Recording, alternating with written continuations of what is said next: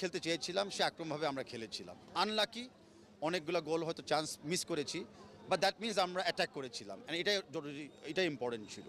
At the same time আমি মনে করি ডিফেন্স তাদের কাজ অত্যন্ত ভালোভাবে করেছে।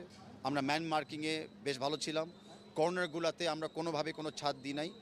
অ্যান্ড যেই খেলা সবাই দেখতে আসছে, যার জন্য হামজা চৌধুরী রাইট টাইমে রাইট মোমেন্টে রাইট মুভমেন্টগুলো করেছিল। তো যারা আবার খেলা রিপ্লেতে দেখবেন তারা বুঝবেন যে তার কিছু কিছু মুভ কিন্তু খেলাটাকে ঘুরিয়ে দিয়েছে বা আমাদেরকে সেভ করে দিয়েছে। হ্যাঁ, কোনো আক্ষেপ থাকছে কিনা বিশেষ প্রথমার্ধের মিসগুলো নিয়ে কোনো আক্ষেপ থাকছে কিনা দর্শক হিসেবে, বাংলাদেশের দর্শক হিসেবে? দর্শক হিসাবে তো সবসময় আক্ষেপ থাকবে যে গোল দিতে পারি নাই, আমরা ওই জিততে পারি নাই। কিন্তু পজিটিভ সাইডটা হলো আওয়ে ম্যাচে আমরা 1 পয়েন্ট নিয়ে গেছি। নেক্সট ডে আমাদের ইন্ডিয়ার সাথে হোম ম্যাচ হবে, একটা অ্যাডভান্সটা আমরা পাবোই।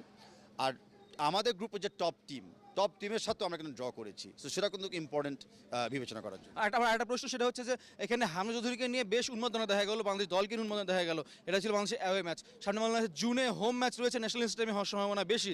সেক্ষেত্রে ব্যাপকের প্রস্তুতিটা, বাড়তি কোনো প্রস্তুতি থাকবে কিনা? 100% আমাদের স্টেডিয়াম এখন রেডি